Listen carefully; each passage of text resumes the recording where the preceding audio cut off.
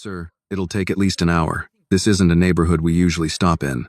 The driver kept his hands on the steering wheel, eyes forward, as if looking too closely at the cracked buildings outside might invite trouble. An hour. The man in the back seat exhaled slowly.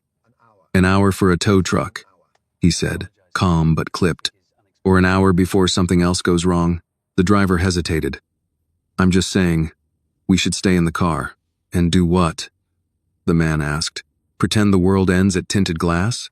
Silence filled the cabin. The engine was dead. The air conditioning had already begun to weaken. Outside, the street hummed with a low, restless energy voices, distant traffic, the metallic rattle of something loose in the wind. The man opened the door. Sir, the driver started. I'll be right outside, he said. Call again.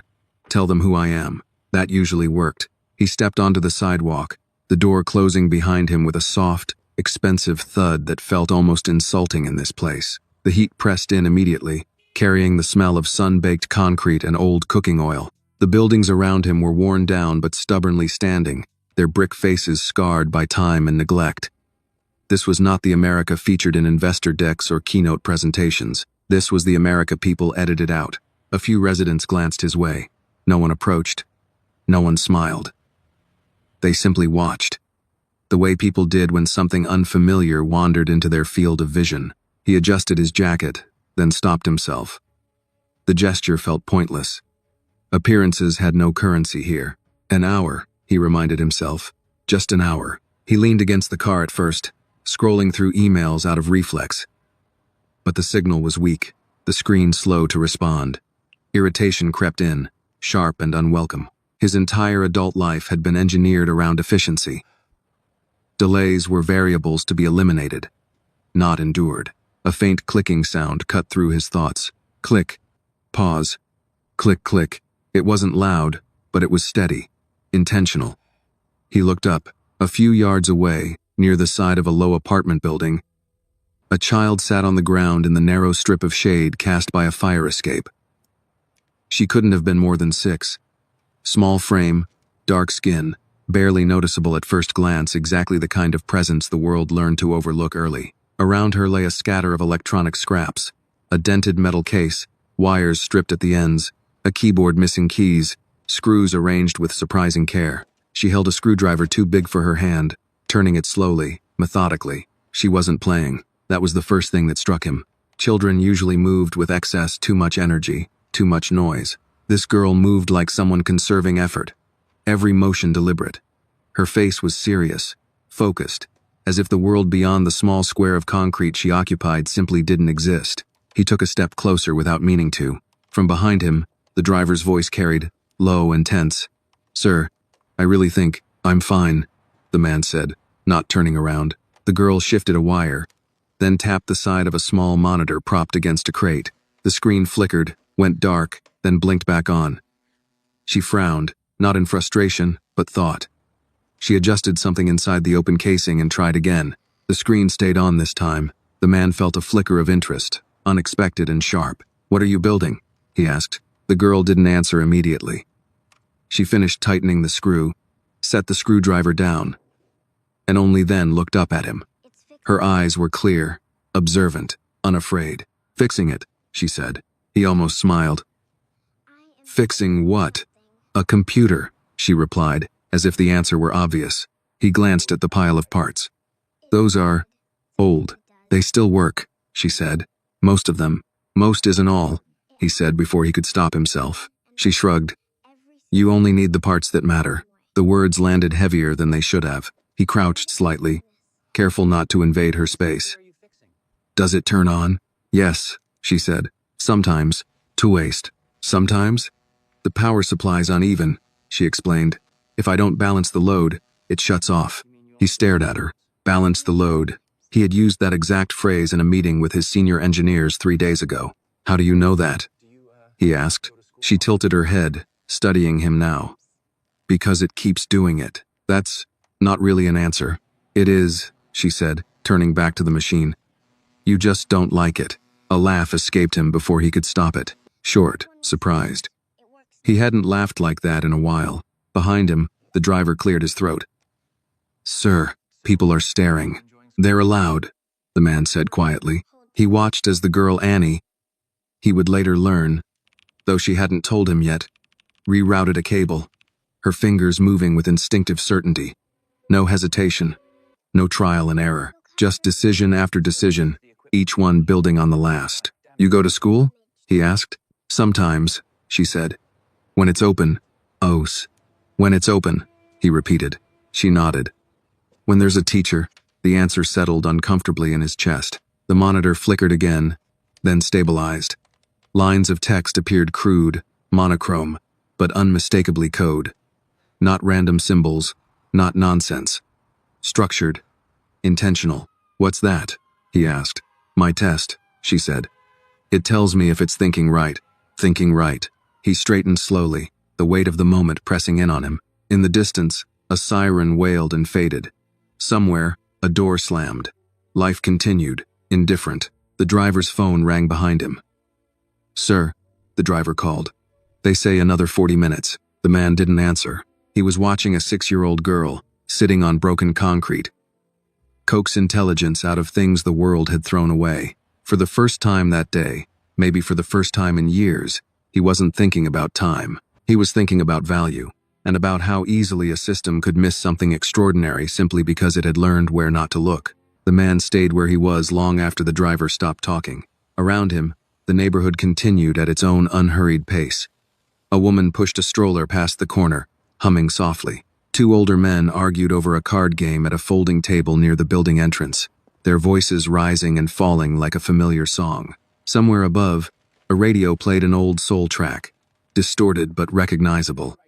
Life here did not pause for broken cars or strangers in tailored jackets. He realized, with a faint discomfort, how rarely he had seen life up close like this. In his world, neighborhoods were abstractions, demographics in slide decks, heat maps in quarterly reports. Words like underserved and underdeveloped floated across polished conference tables, stripped of texture and smell and sound. They were problems to be solved from a distance. This place refused distance. Annie leaned closer to her makeshift machine, the glow of the monitor reflecting faintly on her face. The code scrolled slowly, line by line. Primitive by industry standards, but purposeful. There was a logic to it he recognized immediately. The kind that didn't come from tutorials or formal instruction.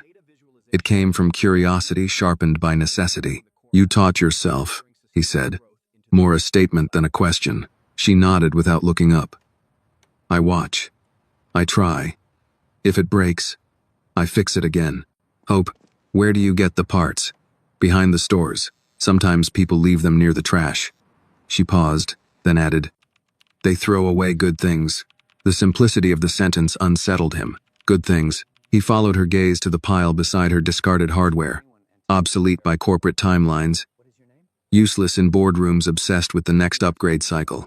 In his company alone, thousands of machines were decommissioned every year, written off as losses, their potential unaccounted for once they fell off the balance sheet. And here sat a child, rebuilding value from what others had dismissed. Do your parents know you're doing this? He asked carefully. Annie shrugged. My mom works. She says if I'm here, she knows where I am. He nodded. It was an answer shaped by reality, not neglect. Trust, born of limited choices. The driver shifted behind him, clearly uncomfortable. Sir, he said quietly. Roadside just texted. They're stuck on the freeway. The man didn't turn around. How long? Could be another 40 minutes, maybe more, an hour and a half. Then, in any other situation, the delay would have irritated him beyond measure. Time was his most guarded asset. He protected it ruthlessly, outsourcing inconvenience, compressing minutes until his days felt like efficient transactions rather than lived experiences. Yet now, standing on uneven concrete, watching a 6-year-old debug a power fluctuation problem that would have stumped some junior engineers, he felt something unfamiliar. Patience. What happens when it works? He asked. Annie glanced up again, her eyes narrowing slightly, as if she hadn't considered the question in those terms. Then I see what else it can do. That's it, she nodded. That's enough. He smiled this time, slow and thoughtful. Do you know what people usually do when they make something like this? He asked. They sell it? Sometimes, he said. More often, they ask for permission first. Annie frowned. Why? He opened his mouth, then closed it again. There were a dozen answers he could give: regulations, credentials, liability, corporate structures, but none of them felt honest enough to offer a child. They think someone else gets to decide if it's allowed, he said finally. She considered that, then shook her head. That doesn't make sense. No, he thought. It doesn't. A sudden flicker crossed the screen. Annie tapped a key, waited, then tapped another. The code adjusted itself, stabilizing. There, she said. That's better. Rebaz it. He leaned closer, unable to stop himself now. What did you change? The order, she replied. It was trying to do too much at once. He felt a quiet jolt. Not surprise this time, but recognition. What did you change? The principle was foundational prioritization, sequencing, load management. Concepts his company spent millions teaching adults who struggled to internalize them, and she had arrived at it alone. Annie, he said, tasting her name for the first time. Do you know what a lab is? Her eyes lit up, just a little. Like where scientists work? Yes. Places with equipment, space, resources. She looked back at her computer, then at the pile of parts around her. That would be easier. Easier. He straightened slowly, his mind already moving, connecting dots he hadn't intended to draw. Images rose unbidden. A white room filled with light, rows of machines humming quietly, doors that required badges and codes. A world designed for people like him. A world Annie would never be invited into, unless someone broke the pattern. From behind them, one of the men at the card table called out, Hey, kid, you fixin' that thing again? Annie nodded without looking. Almost. The man laughed. She's always fixin' something, he said to the stranger. Smarter than all of us. There was pride in his voice. Not exaggeration. Pride. The man felt the weight of it settle on him. This community knew Annie, valued her in ways the outside world never would. Yet that same world held the keys to opportunities she didn't even know to ask for. His phone vibrated in his pocket. A message from his assistant, followed by another from a board member. Questions, expectations, the invisible pull of his real life reasserting itself. He didn't answer. Instead, he asked, Would you show me how you test it? Annie hesitated, just for a moment. Then she scooted over, making room beside her on the concrete. The invitation was silent, but unmistakable. He lowered himself carefully, ignoring the stiffness in his suit, the grit against his palms. Up close, the screen buzzed softly, the letters slightly blurred but readable. He watched her run the test again, her finger hovering over the key before pressing it with quiet confidence. The result appeared. Clean, efficient. Behind them, the driver stared, speechless. The man felt something settle into place inside him, a shift as subtle and irreversible as a fault line giving way. This was no longer curiosity. This was responsibility. If this moment made you pause and feel something real, please like the video and tell us in the comments where you are watching from. Your voice matters here, so join our community and subscribe for more stories that stay with you long after they end. He looked at Annie, then at the street, at the buildings, at the life unfolding beyond the narrow margins of his usual vision. Somewhere in the distance, a tow truck's horn blared. The sound felt suddenly irrelevant.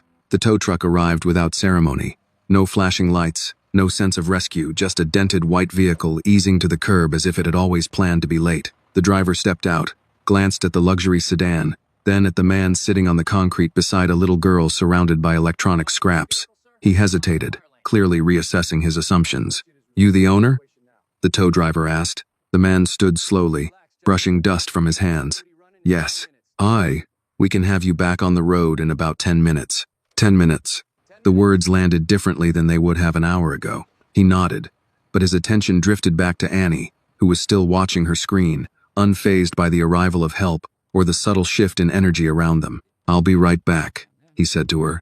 She nodded, already returning to her work. He walked to the car, speaking briefly with the tow driver, authorizing the repair. The driver of the sedan hovered nearby, relief written plainly on his face. Sir, the driver said under his breath, we should head straight to the office once this is done. They've been asking. I know, the man replied. Give me a few minutes. The driver blinked. A few minutes? Yes, it was not a request. As the tow driver began his work, the man stepped aside, pulling his phone from his pocket at last. Messages stacked the screen, missed calls, urgent texts, reminders blinking red. He ignored them all and opened a blank note instead. For a moment, his fingers hovered, uncertain. This wasn't how decisions like this were made. Not without consultation, projections, legal review, not without at least 3 meetings and a risk assessment. Yet some truths, he was learning, arrived fully formed. He typed a single sentence, then another. Names followed, numbers, a location. When he finished, he locked the phone and walked back toward Annie. "Do you like questions?" he asked. She looked up. "Depends," he smiled. "Fair enough. May I ask you one more?" She considered him, then nodded. "If you had access to anything you needed," he said carefully, "what would you build first?" She didn't answer right away. This time, the pause was different, longer, heavier.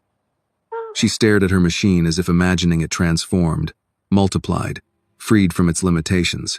"Something that doesn't break," she said finally. "Something that keeps going even when parts fail." He felt a quiet chill. "Why that?" "Because things always fail," she said simply. "People leave.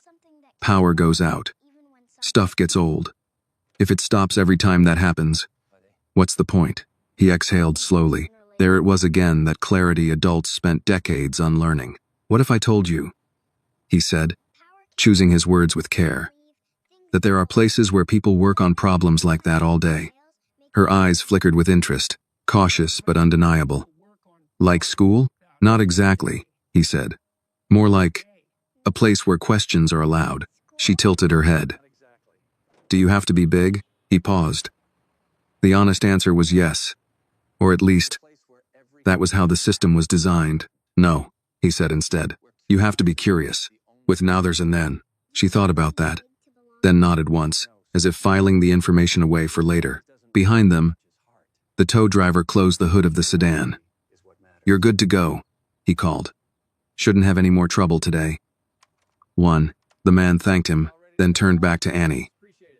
He reached into his pocket and pulled out a business card, thick, minimalist, his name embossed in understated lettering. It felt absurdly formal in his hand. He hesitated, then set it down beside her pile of parts. "That's my name," he said. "And how to reach me." She stared at the card as if it were a foreign object. "I don't have a phone," she said. "I know," he replied. "That's okay. Someone around here does." She picked it up carefully, reading the letters slowly, her brow furrowed. "You're important." The statement was neither admiration nor accusation, just observation. Listen to," he said after a moment. "Sometimes." She nodded, accepting that distinction. "Will you come back?" she asked. The question caught him off guard. It wasn't hopeful. It wasn't pleading. It was practical, as if she were asking whether to save her work or shut the system down. "Yes," he said. "I will." She studied his face, weighing the answer, then returned to her computer. "That's good," she said. "There's more to fix." He smiled, a feeling tight in his chest. As he walked back to the car, the driver opened the door for him, then leaned in slightly. "Sir," he said quietly, "with all due respect, what just happened back there?" The man looked out the window one last time. Annie sat exactly where he'd left her, already absorbed again, the card tucked carefully beneath a loose screw so it wouldn't blow away. "I think," he said slowly, "I just saw a problem we've been ignoring." The driver frowned. "A problem, sir?" "A solution," he corrected. The car pulled away from the curb, the neighborhood receding into the side mirror. As they turned the corner, the man felt the familiar pull of his old life reassert itself, the meetings, the expectations, the machinery of influence and control. But something fundamental had shifted. For the first time, the question wasn't whether the system would allow what he was about to do. It was whether he would allow himself not to. The city changed as the car moved. Glass replaced brick. Broken sidewalks gave way to polished stone. The air seemed cleaner, quieter, as if noise itself had been regulated. By the time the sedan slipped into the underground garage beneath the company's headquarters, the neighborhood where Annie sat surrounded by scraps already felt unreal, like a memory his mind might try to edit out later. He didn't let it. The elevator ride up was silent. His reflection stared back at him from mirrored walls. Tailored suit, controlled posture. A man who looked exactly like someone the world listened to. Yet beneath the surface, his thoughts refused to settle into their usual disciplined order. There's more to fix. The words echoed, simple and unassuming, carrying a weight he hadn't expected. He'd built his career solving problems defined by scale, millions of users, billions of dollars. Systems so complex no single person could see their entirety. But Annie's problem had been smaller, more dangerous. Visibility. The doors opened onto the executive floor. Conversations hushed as he stepped out. Assistants straightened. Phones went quiet. Someone handed him a tablet without a word. The agenda already loaded. Board's waiting, his chief of staff said, falling into step beside him. They're not happy about the delay. He nodded. When are they ever? She smiled politely, then lowered her voice. They heard about the breakdown. Of course they did. Security flagged it. Location triggered an alert. That caught his attention. An alert? She hesitated. Protocol. Certain areas automatically. I know the protocol, he said, sharper than intended. He stopped walking. Did anyone send anyone? No, she said quickly. Just monitoring. Monitoring. A clean word for surveillance, for distance enforced by policy rather than conscience. He resumed walking. The boardroom doors closed behind him with a soft hiss, sealing out the rest of the floor. 12 people sat around the table, most older than him, all powerful in ways that rarely overlapped with morality. Screens lit the walls, displaying charts, projections, the comforting geometry of numbers that obeyed rules. Let's begin, one of them said, glancing pointedly at the clock.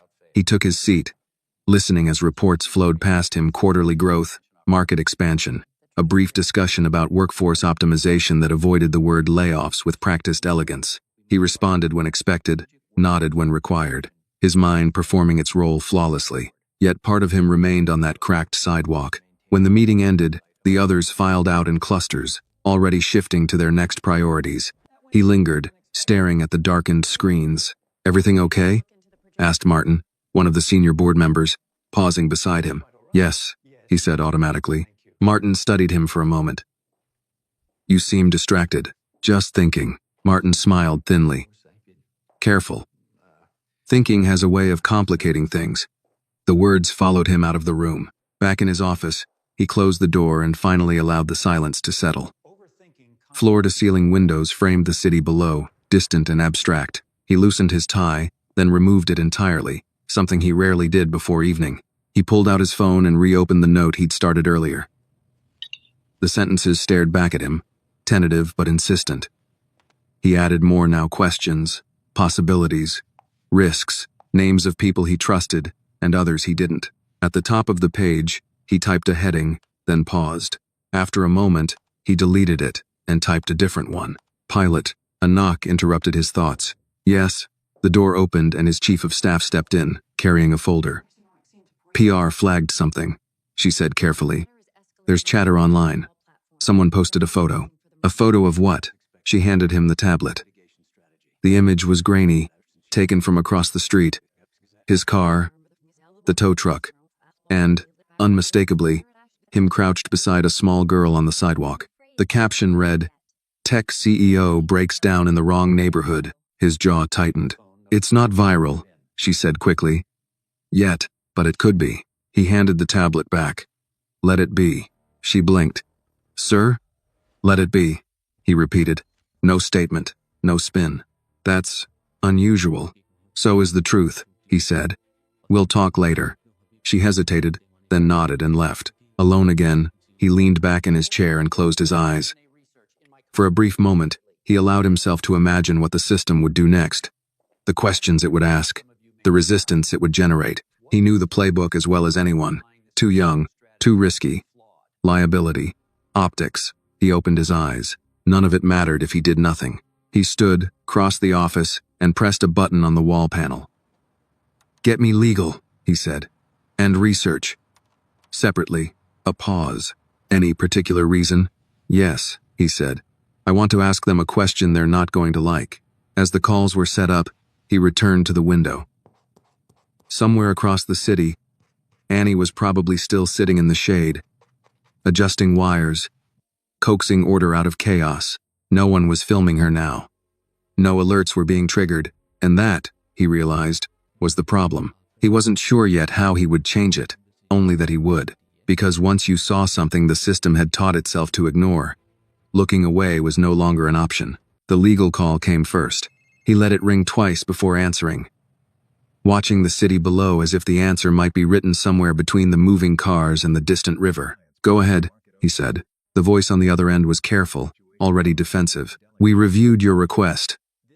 Hypothetically speaking, any formal association with a minor, especially one without documented credentials, creates significant exposure." "Exposure to what?" he asked. "Liability, reputational risk, regulatory scrutiny, child labor concerns, optics." "Optics again. I'm not asking about hypotheticals," he said evenly. "I'm asking what the system would say if I tried to create space for someone who doesn't fit its template." A pause, papers shifting, someone else whispering in the background. "It would say no," Legal replied. Politely, firmly, and repeatedly. He nodded, though they couldn't see it. "Thank you." He ended the call before they could add a disclaimer. Research was next. This time, he stayed seated, fingers steepled, listening as the head of advanced development walked him through current initiatives, AI optimization, energy efficiency, scalable resilience models. All impressive, all safe. "What if," he interrupted, "you encountered a solution that didn't come through any of our pipelines?" Another pause, longer this time. "You mean external innovation?" "I mean something we missed," he said. "Something small, local, uncredentialed. ADS, that's unlikely," research said carefully. "Our models are designed to capture. I know what they're designed to do," he cut in. "I built some of them. Humor me." Silence stretched. "Then," research said at last, "we'd have to ask why it wasn't already visible." "Exactly." He thanked them and ended the call, leaning back in his chair as the room settled around him. Two conversations, two confirmations of the same truth. The system did not fail by accident. It failed by design. That night, he didn't go home right away. Instead, he drove, not back to the neighborhood that would come later, but through parts of the city he rarely visited without an agenda. He passed closed factories, converted into luxury lofts, old schools with new banners promising opportunity, murals painted over the scars of buildings that had once been written off entirely. Progress, packaged and sold. At a red light, his phone buzzed. A message from his chief of staff. "PR wants guidance." Photos spreading. He typed back 2 words. No comment. The light turned green. By the time he reached home, it was late. The house was quiet, immaculate in the way only spaces untouched by children ever were. He poured himself a glass of water and stood in the kitchen, staring at nothing. Annie's words surfaced again. "If it stops every time things fail, what's the point?" He slept poorly, his dreams fragmented, screens flickering on and off, cables being connected and disconnected. A small figure sitting patiently amid chaos while adults argued in circles around her. In the morning, he woke with clarity. The next step wouldn't be public. It couldn't be. The system would crush anything it could see too clearly. What he needed was time, distance, quiet, a pilot. He made a call before breakfast. "Find me a space," he said. "Small, private, no branding. Somewhere we can build without being watched." "Build what?" came the reply. "A question," he said, "and maybe an answer." 2 days later, he went back. This time, he didn't bring the car. He parked several blocks away and walked. The neighborhood looked different on foot, slower, more detailed. He noticed things he'd missed before: a community garden fenced in with mismatched wood, a barber shop with a hand-painted sign, chalk drawings fading on the sidewalk. Annie sat in the same place, not because she had nowhere else to go, he realized, but because this was where her work made sense, where light fell just right, where power when it worked was accessible. She looked up when she saw him, surprise flickering across her face before settling into something more thoughtful. "You came back," she said. "I said I would." She studied him for a moment, then nodded. "Okay." No excitement.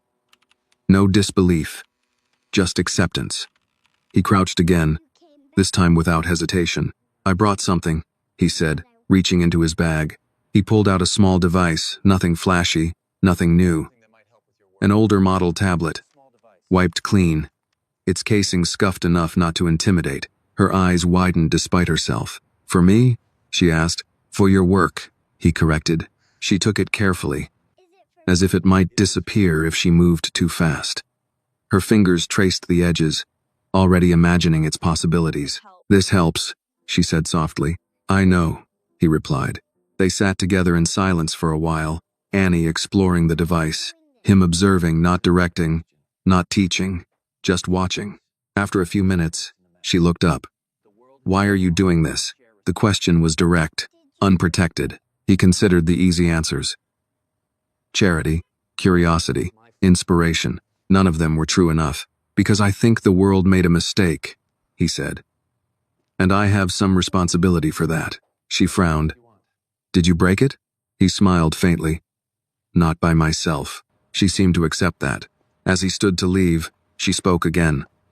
Will there be more? Yes, he said. If you want. She nodded. I do.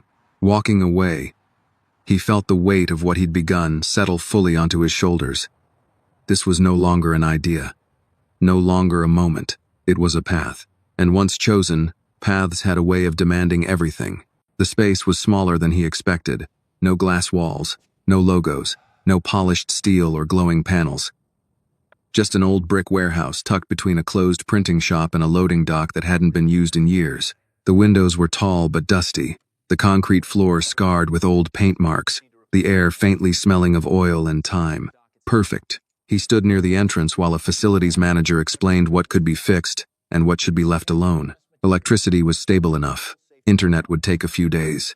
The rest, tables, chairs, equipment, could be brought in quietly. No signage? The manager asked. None, he replied. And no press. The man raised an eyebrow but nodded. Money smoothed confusion. By the end of the week, the space was ready. Not impressive, not inspiring to the wrong people, just functional. Honest. He returned to the neighborhood on a Saturday morning. This time, Annie wasn't alone.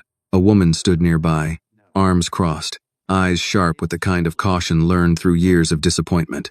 She watched him approach without smiling, her body positioned subtly between him and the child. Annie noticed him first. You're back, she said. I told you I would. The woman didn't move. Who are you? He stopped a respectful distance away. My name is... He paused, then gave it simply, without title. I met your daughter a few days ago. I know, she said. She told me. Days. There was no accusation in her tone, but no trust either. I wanted to talk, he continued. With you, not just her. The woman studied his face, then nodded once. Say it. He didn't waste time. He explained who he was, briefly, what he did, why he'd stopped that day, why he'd come back. He did not promise miracles. He did not use the word opportunity. He spoke about space, tools, time, safety. When he finished, the woman was quiet for a long moment. You're saying you want my 6-year-old to work for you, she said finally. No, he replied immediately. I'm saying I don't want her to disappear. Annie looked between them, expression unreadable. My daughter's smart, the woman said. People say that all the time. Then they leave. I won't, he said. That's easy to say. He nodded. That's why I'm not asking for anything today. He handed her a folder. Inside were addresses, names, permits, schedules, everything transparent, everything verifiable. You decide, he said. Nothing happens unless you're there. Always. The woman flipped through the pages slowly. When she finished, she looked up at him again. What do you get out of this? He answered honestly. A chance to fix something I helped break. She exhaled, a sound somewhere between a sigh and a laugh. You rich people always talk like that. Sometimes, he said. It's still true. Annie tugged gently at her mother's sleeve. I want to see the place. Reported. Her mother looked down at her, searching her face.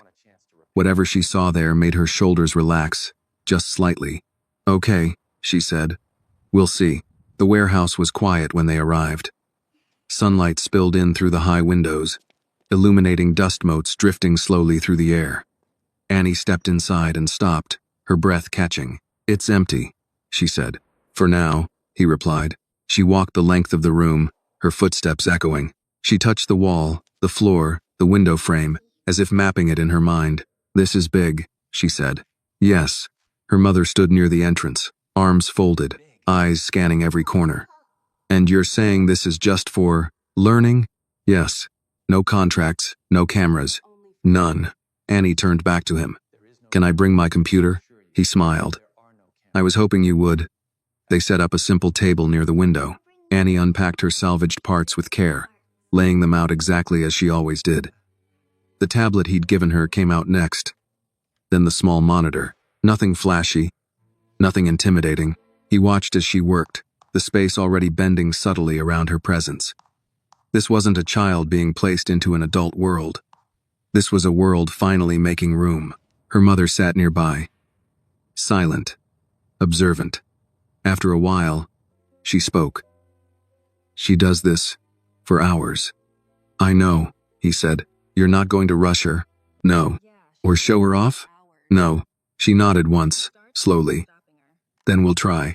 That night, back in his office, he reviewed emails he'd been postponing. Legal concerns were escalating. Research wanted updates. PR wanted control. He ignored most of it. Instead, he wrote a single message to a small, carefully chosen group. "We're starting something small. Quiet. No announcements. No metrics yet. If that makes you uncomfortable, this isn't for you." Responses trickled in. Some declined politely. Some asked questions. 3 said yes without hesitation. That was enough. Weeks passed. The lab remained invisible to the world. No press, no leaks, just Annie, her mother, a growing collection of tools, and a few adults who had learned to listen more than they spoke. Annie's work evolved quickly. She began testing redundancies, intentionally creating failures to see what survived. She asked questions that forced uncomfortable answers. She didn't care about being impressive. She cared about being right. One afternoon, as she watched a simulation stabilize after multiple forced crashes, she looked up at him. "It didn't stop," she said. He nodded. "You designed it not to." She smiled then. Not wide, not loud, just enough. In that moment, he understood something with painful clarity. This wasn't about lifting Annie up. It was about holding the system accountable for why she'd been so low to begin with. And systems, he knew, did not forgive that easily. The first sign of resistance arrived quietly, not in the form of threats or headlines, but as a calendar invitation marked urgent, sent late one evening by someone he hadn't spoken to directly in years. The subject line was vague, alignment check, but the sender told him everything he needed to know. He didn't decline it. The meeting took place in a conference room that existed for one purpose only: to remind people where power lived. The walls were bare, the table long, the lighting unforgiving. 3 people sat waiting when he entered, all familiar faces, all carefully neutral. "We've been hearing things," one of them began. "About what?" he asked, taking a seat. "About a side project," another replied. "An unregistered initiative, no metrics, no oversight." He folded his hands on the table. "You're describing research. This isn't how research works," the first voice said. "There are protocols." Unquote. "There are habits," he corrected. "Protocols are just habits we don't question anymore." Silence followed. Not disagreement, calculation. "Is there a child involved?" someone asked. He didn't answer immediately. Not because he was unsure, but because the question itself revealed the fault line. "Yes," he said finally. "There is." The reaction was immediate, though subtle. A tightening of posture. A glance exchanged. The room recalibrated. "That's a problem," the second voice said. "For everyone. It's a problem for a system that can't explain itself without rules it refuses to examine," he replied. They leaned back, studying him now not as a colleague, but as a variable. "We need to understand your end game," the first voice said. "There isn't one," he said. "That's the point." Another pause. Then, "That's not acceptable." He smiled faintly. "It never is." When the meeting ended, no one raised their voice. No ultimatums were issued. They didn't need to be. He understood how this worked. First came concern, then containment, then correction.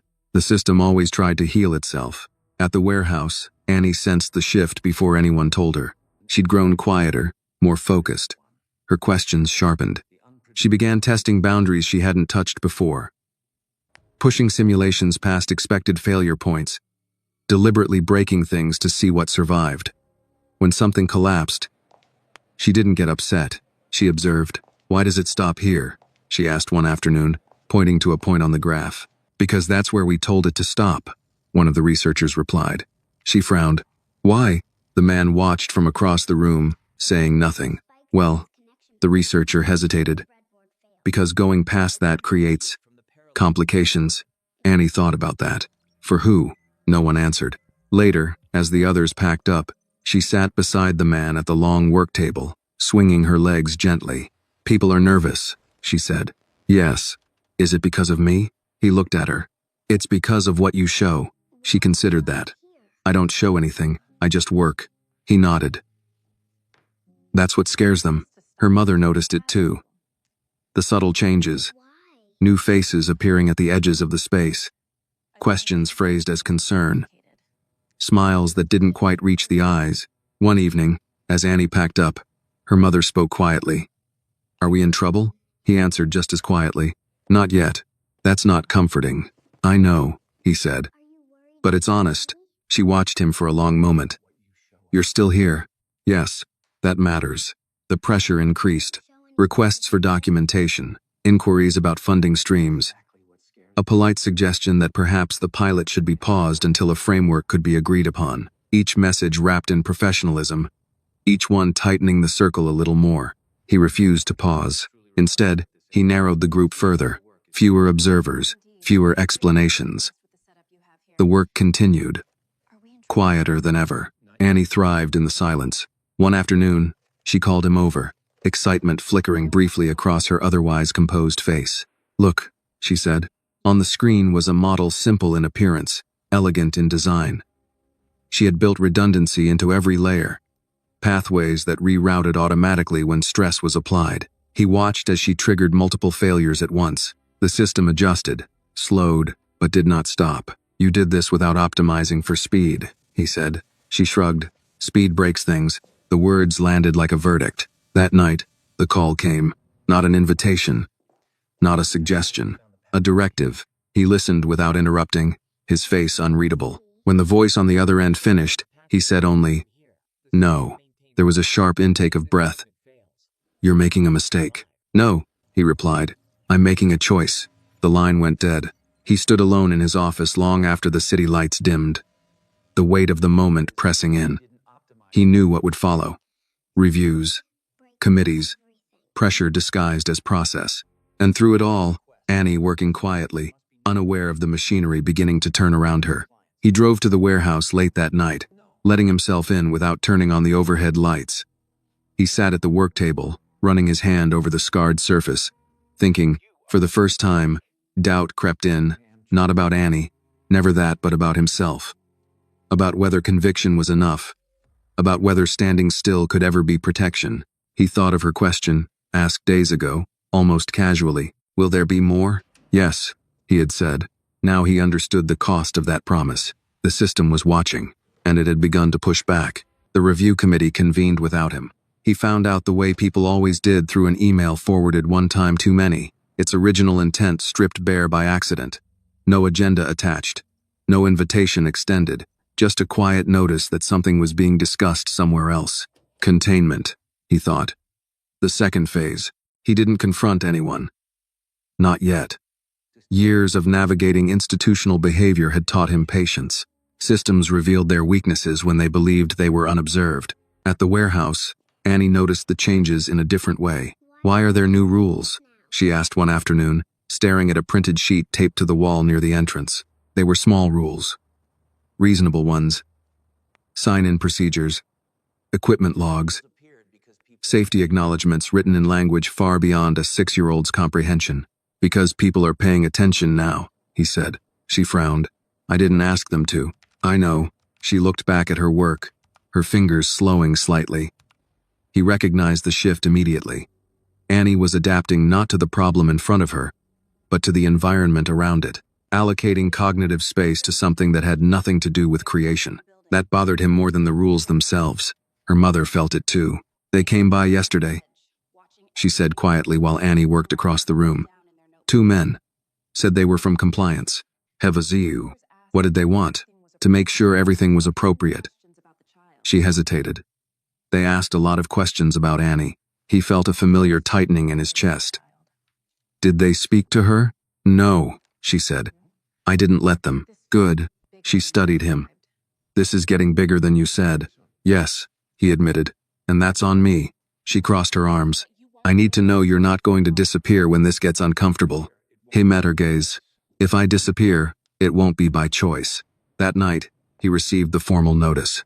Subject: temporary suspension of unregistered activities. The language was neutral. Procedural. No accusations. No threats. Just a suggestion that operations be paused pending evaluation. He closed the message without replying. Instead, he drove to the warehouse. Annie was still there, sitting at the table, her feet dangling, her screen filled with diagrams layered over one another. She looked up when he entered, reading his expression with unsettling accuracy. They want you to stop, she said. Yes. Will you? He pulled out a chair and sat beside her. No, she nodded once. No smile. No relief. Just acknowledgement. Then we should finish this part, she said, pointing to the screen, before they make it harder. They worked late into the evening. The warehouse lit only by desk lamps and the soft glow of monitors. Annie explained her thinking as she went, not because she needed help, but because she believed understanding should be shared. If one part fails, she said, the others shouldn't panic. He smiled faintly. Neither should people. She glanced at him. People panic a lot. Yes, he said. Especially when they think they're losing control. Near midnight, his phone buzzed.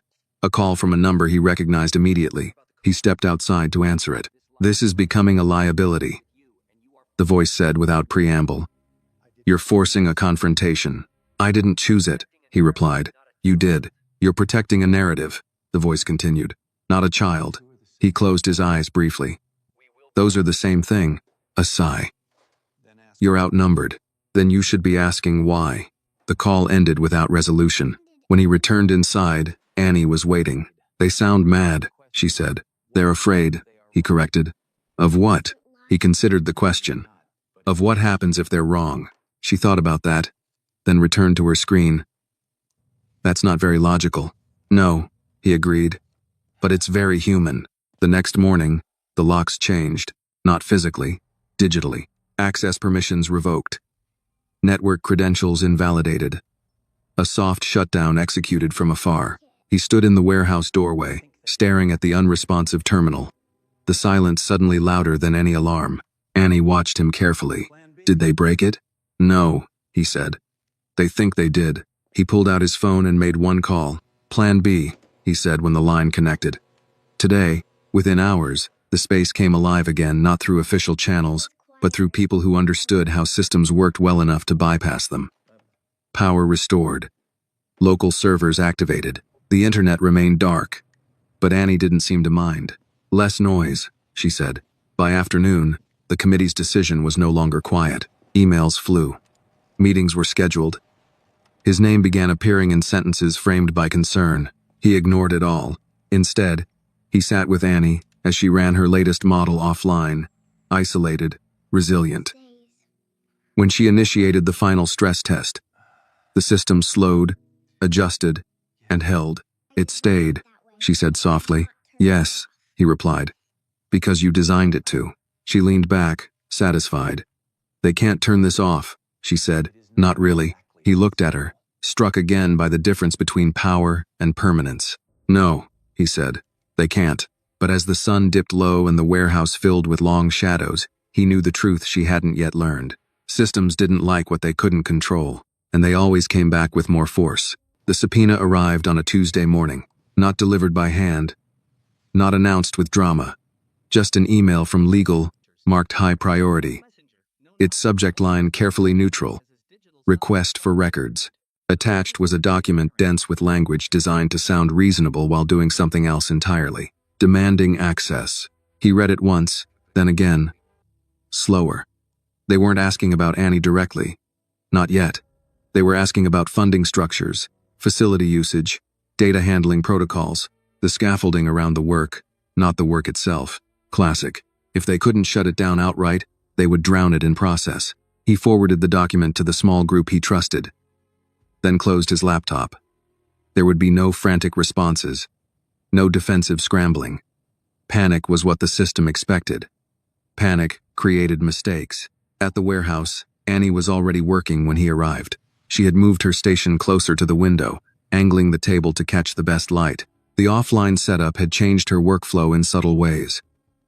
Without constant access to external references, she relied more heavily on internal logic, on memory, on intuition refined through repetition. She was building something new. "What's different?" he asked, setting his jacket aside. She didn't look up. "I'm not assuming help anymore." He waited. "When things fail," she continued, "I used to think something would come fix it. Power, internet, people." She paused, then added, "Now I don't." "That's a big shift," he said. She shrugged. "It's safer." He felt the weight of that word settle between them. Her mother arrived shortly after, grocery bag in hand. She'd started bringing lunch for everyone, a quiet assertion of presence, of ownership. Today it was simple sandwiches, fruit, thermoses of coffee, but the act itself mattered. "Someone came by again," she said softly as she set the bag down. "This time they had paperwork." He nodded. "I expected that." They asked about Annie's hours, about supervision. "She's supervised," he said. By her own mind. Most days. Her mother didn't smile. "That won't satisfy them." "No," he agreed. "It won't." By midday, the pressure became visible. A car parked across the street for too long, 2 people inside, pretending not to watch. Annie noticed immediately. "They're not from here," she said. "How can you tell?" he asked. "They don't look bored enough." He exhaled quietly. The watchers didn't approach. They didn't need to. Their presence alone was the message. "We see you." Annie worked anyway. She had reached a point in her model where trade-offs were unavoidable. Efficiency versus resilience.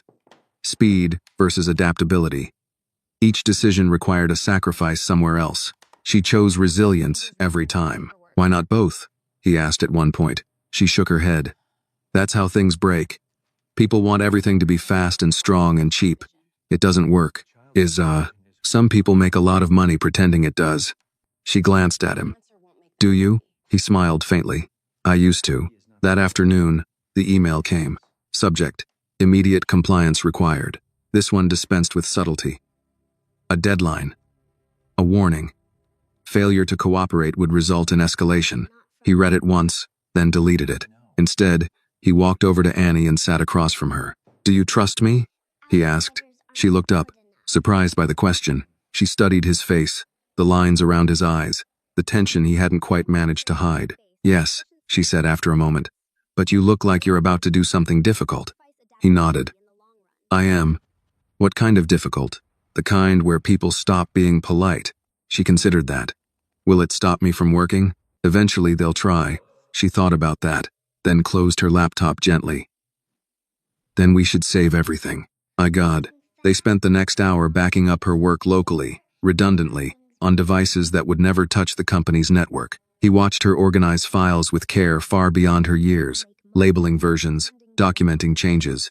"You do this like you've lost things before," he said quietly. She didn't look up. "Everyone here has." As evening fell, the watchers across the street were replaced by others. Different faces. Same posture. His phone rang. This time, he answered. "You're forcing our hand," the voice said. "No preamble now. No courtesy. You've had your hand on the lever the whole time," he replied. "This ends now." "No," he said. "This changes." A sharp laugh. "You think you can win this?" "I think," he said carefully, "that you're afraid to lose." Silence. "You're risking everything," the voice said at last. He looked through the window at Annie, who was methodically packing her bag. Her movements calm, unhurried. "Yes," he said. "I am." With scene, the call ended. Later, after Annie and her mother left, he stayed behind alone. He walked the length of the warehouse, touching the tables, the walls, the places where ideas had taken shape. He knew what came next. Audits, legal action, smears dressed up as concern. They would try to make him the story. He wouldn't let them make Annie collateral. That night, he drafted a message he'd hoped never to send. It wasn't addressed to the board, or to legal, or to the press. It was addressed to the public. Not yet sent, just written. Sometimes, he knew, the only way to protect something quiet was to make noise on its behalf. He saved the draft and turned off the lights. Outside, the city moved on, unaware that a line had been crossed somewhere deep inside its machinery, and systems, once challenged openly, never pretended again. He sent the message just before dawn. No press release, no legal framing, no branding, just a short statement, posted from his personal account, written in plain language stripped of qualifiers and corporate polish. I met a child whose work exposed a flaw in our systems. Instead of asking how we failed her, we asked how to contain her. I won't participate in that. That was it. No names, no accusations, no defenses. He set the phone down and watched the sky lighten through the warehouse windows, the city waking up unaware that something irreversible had already been set in motion. By 8 a.m., the calls began, first from legal, then from the board, then from people he hadn't heard from in years, their concern sharpened by the sudden realization that he had stepped outside the agreed-upon choreography. He didn't answer any of them. At 9, the first article appeared. It didn't mention Annie. It mentioned him. Tech CEO breaks ranks. Questions raised about oversight and judgment. Sources close to the company express concern. He read it once, then closed the browser. By 10, there were 3 more. The system had made its choice. If it couldn't silence the work, it would discredit the man standing beside it. At the warehouse, Annie arrived with her mother, unaware of the storm breaking just beyond the walls. Annie went straight to her table, pulling out her tablet, her notebook, the careful stack of drives she now carried everywhere. "You're early," he said. She shrugged. "I wanted more time." Her mother lingered near the door, phone in hand, scrolling. Her jaw tightened. "They're talking about you," she said quietly. "Yes." Not kindly. He nodded. That was expected. She looked at him, searching for something. "Is this going to end?" He considered the question. "Not today." Annie glanced up. "Why are people mad?" "Because I said something they didn't want said." She frowned. "Was it wrong?" "No." "Then why does it matter?" He smiled, though it didn't reach his eyes. That's a question some people spend their whole lives avoiding. The watchers returned before noon. This time they didn't bother pretending. 2 men stood across the street, talking openly into their phones, eyes fixed on the warehouse entrance. Annie noticed. "Of course, they're closer," she said. "Yes." She thought for a moment. "If they come in, I'll stop." He turned to her. "No. If they come in, you keep working." She studied him. "That's not safe." "Neither is stopping," he said gently. "Not for what you're building." She accepted that with a nod, then returned to her screen. Inside the company, the response accelerated. A formal letter arrived by courier just after lunch. Suspension of duties, temporary removal pending investigation. Language carefully neutral, as if careers were not being dismantled between the lines. He folded the letter and placed it in his bag without comment. At 2 p.m., his chief of staff called. "They're forming a special committee," she said, voice tight. "They want you to retract the statement." "I won't. They say you're compromising the company. I'm clarifying it." A pause. "They're going to make this personal." "They already have." She hesitated. "I'm sorry." For what?" "For believing they'd stop at pressure." He smiled faintly. "Pressure is all systems know how to apply." By mid-afternoon, the warehouse door opened without warning. 2 people stepped inside. One from compliance, one from security. Annie froze. Her mother stood immediately, placing herself between them and the table. "You can't be here," she said. "We're conducting a welfare check." Compliance replied smoothly. "Standard procedure."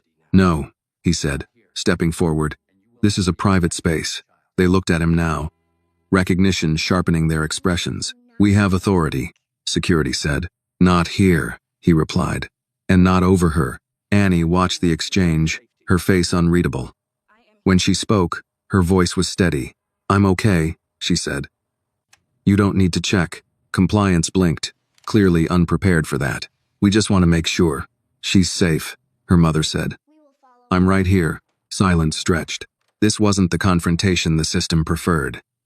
There were no raised voices, no visible wrongdoing, just a child who refused to perform vulnerability on command. Finally, compliance nodded. "We'll be in touch." They left without another word. Annie exhaled slowly. "They wanted me to stop." "Yes," he said. They didn't ask about my work. No, he agreed. They never do. That evening, the message he'd sent reached a different audience. Emails arrived from engineers he'd never met, teachers, parents, people who recognized the pattern immediately because they'd lived inside it their whole lives. Thank you for saying it. I saw this happen to my son. They told us to wait. We're still waiting. He read every one. Late that night, after Annie and her mother had gone home, he sat alone at the work table, the warehouse quiet except for the hum of electricity. He opened the draft he'd written the night before and reread it. It wasn't enough. Not yet. The system was betting that he would tire. That public attention would fade. That fear would do what force could not. They underestimated something. He wasn't trying to win. He was trying to protect. And protection, he knew now, required something the system feared more than defiance. Consistency. Tomorrow, there would be more articles, more pressure, more carefully worded threats. Tomorrow, Annie would come back and keep working. And somewhere between those two truths, the balance of power would begin to shift. The shift came from an unexpected direction. Not from the board, not from legal, not even from the press. It came from inside the company's own walls. He learned about it through a forwarded internal memo, sent quietly by someone who didn't sign their name. The subject line was innocuous. Internal discussion thread. But the contents told a different story. Engineers were talking, not publicly, not recklessly, but among themselves, in private channels the company had always treated as harmless outlets for technical debate. Someone had linked his statement. Someone else had asked a simple question beneath it. If this is true, how many others did we miss? That was all it took. The thread exploded not with outrage, but with stories. Small ones. Easy to ignore individually. Impossible to dismiss together. A junior developer whose algorithm had been shelved because it didn't fit roadmap priorities. Oh, a data analyst whose insights were credited to someone else with better presentation skills. A support engineer who had flagged a structural vulnerability years ago and been told it wasn't worth the cost to fix. Patterns emerged. Annie's work wasn't an anomaly. It was a mirror. By mid-morning, the thread had been locked by moderators. Too late. The idea had already spread. At the warehouse, Annie was deep into a new phase of her work. She'd begun mapping failure cascades, what happened not when one component failed, but when several did at once. Her diagrams grew more complex, but her focus sharpened. This part assumes someone will intervene, she said, circling a section of the model. That's not always true. No, he said. It isn't. So I removed it. He leaned closer. What happens now? She ran the simulation. The system slowed dramatically. Resources rerouted. Non-essential processes shut down. It wasn't graceful, but it endured. It survives, she said. Yes, he agreed. At a cost. She nodded. Everything costs something. Her mother watched from across the room, arms folded. Her gaze flicking occasionally toward the windows. The watchers hadn't returned today, but their absence felt temporary rather than reassuring. You should know, she said quietly to him. People are asking about Annie. Neighbors. Parents. They've seen the articles. What are they asking? If it's safe. If this is real. If you're going to leave. He felt the familiar weight of expectation press down on him. What do you tell them? She looked at Annie, then back at him.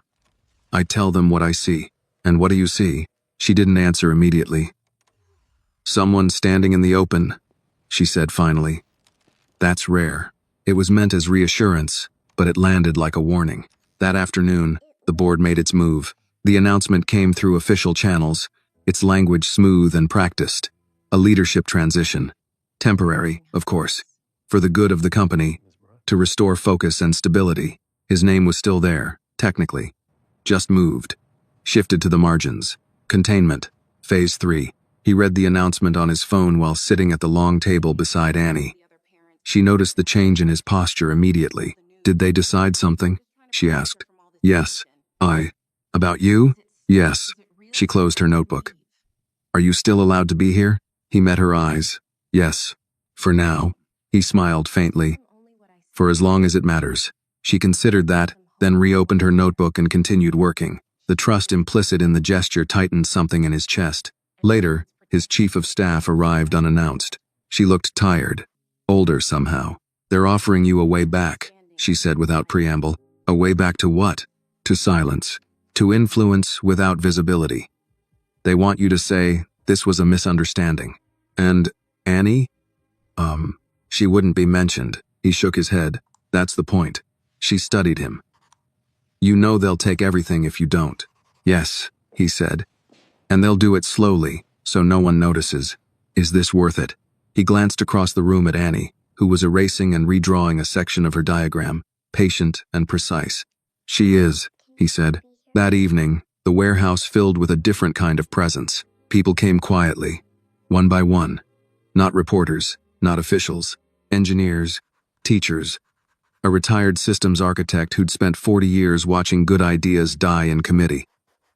They didn't announce themselves. They didn't ask for permission. They just listened. Annie noticed them immediately. She glanced at him, uncertain. They're here to learn, he said softly. If you're okay with that. To have? She thought for a moment, then nodded. They can watch, not touch. That was enough. They stood along the walls, silent, respectful. Watching a 6-year-old work through problems most of them had spent careers circling without resolution. Watching her ask questions none of their frameworks had prepared them to answer. No one interrupted. When Annie finally looked up, she frowned slightly. Why are there so many people? He answered honestly. Because you're showing them something they forgot. What?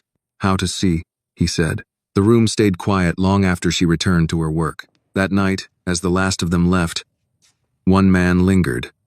Older. Weathered. He extended a hand. I helped design the redundancy models for the power grid, he said. We warned them about cascading failure. They didn't listen. Annie looked up. Did it break? The man smiled sadly. Not yet, she nodded. It will. He left without another word. Alone again, the man sat at the work table, exhaustion settling into his bones. He knew the cost was coming due. He could feel the system recalibrating, preparing its final response. But something fundamental had changed. This was no longer a private act of protection. It was becoming a shared recognition, a collective discomfort with the way things had always been done. Annie packed her bag, then paused. They're not going to stop, are they? No, he said. Then neither should we.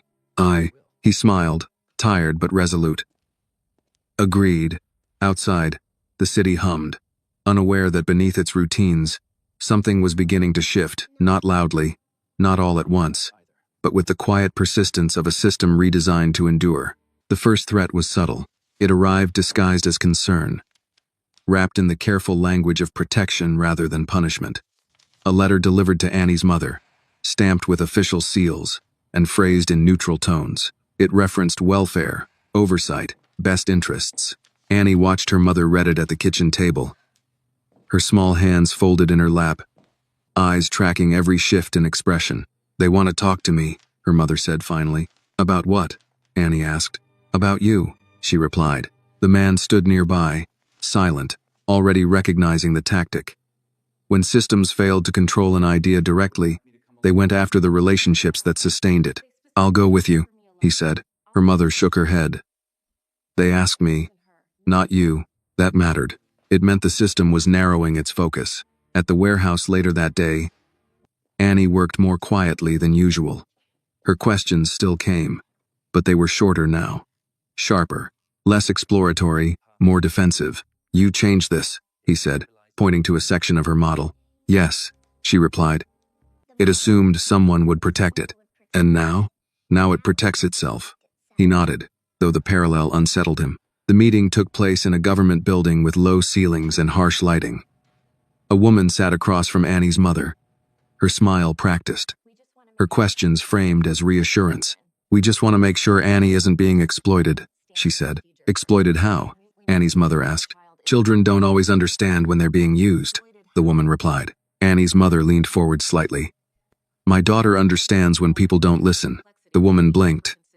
That's not what I meant, but it's what you're doing, Annie's mother said calmly. The meeting ended without resolution. No accusations, no conclusions, just a promise of follow-up. When they returned to the warehouse, Annie was waiting. They think I don't know what I'm doing, she said. Yes, the man replied. They do. That's stupid. He smiled faintly. Sometimes, stupidity wears authority. That night, The media shifted tone. The articles grew sharper. Anonymous sources questioned his judgment, his motives, his mental state. Words like obsession and recklessness appeared where innovation and conviction once had. Annie's mother saw one headline and closed the browser immediately. "They're trying to scare us," she said. "Are you scared?" Annie asked. Her mother considered the question carefully. "I'm careful." Annie nodded. "Me too." At the warehouse, the quiet gatherings grew larger.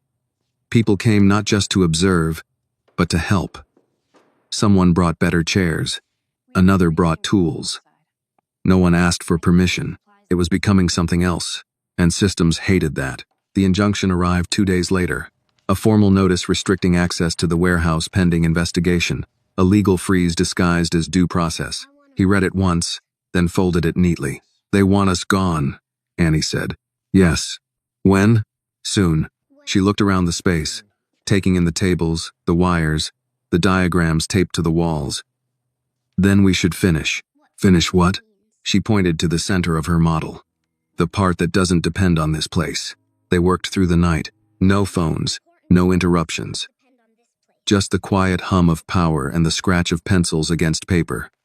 Annie documented everything. Her handwriting careful, precise. She explained her thinking out loud, not for help, but for record.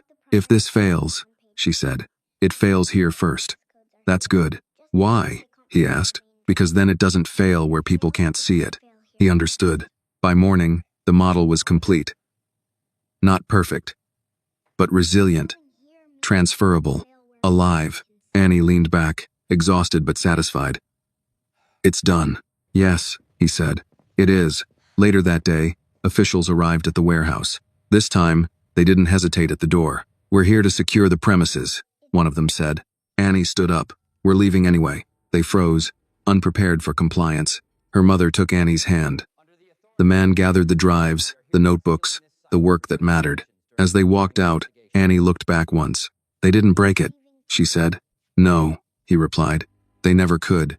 Outside, a small crowd had gathered. Not protesters, not supporters.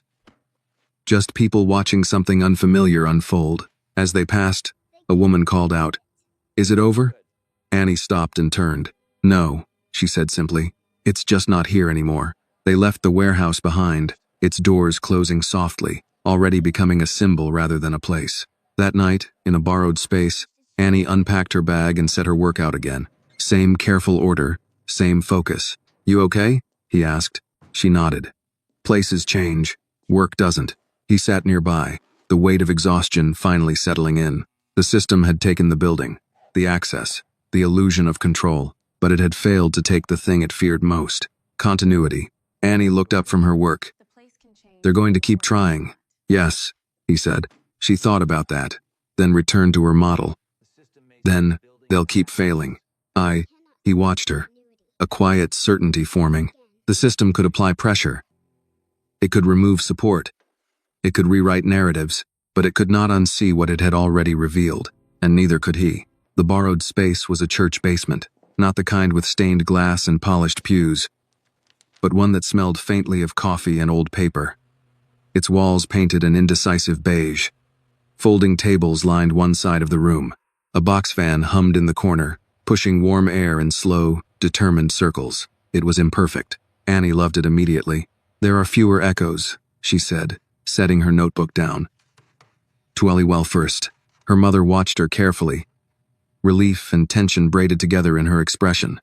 The past week had taught her how quickly stability could evaporate, how easily attention could turn predatory. Yet here they were, still standing, still working, still choosing. He arrived last, carrying a cardboard box filled with cables, adapters, and the few tools that had survived the transition. He set it down quietly, letting Annie claim the space in her own way. "This won't be permanent," he said. Annie didn't look up. "Nothing is." That was new. He took a seat nearby, the hard folding chair reminding him how far he was from the offices and privileges that had once defined him. His phone buzzed in his pocket, a steady reminder that the world he'd stepped away from hadn't stopped spinning. He didn't check it.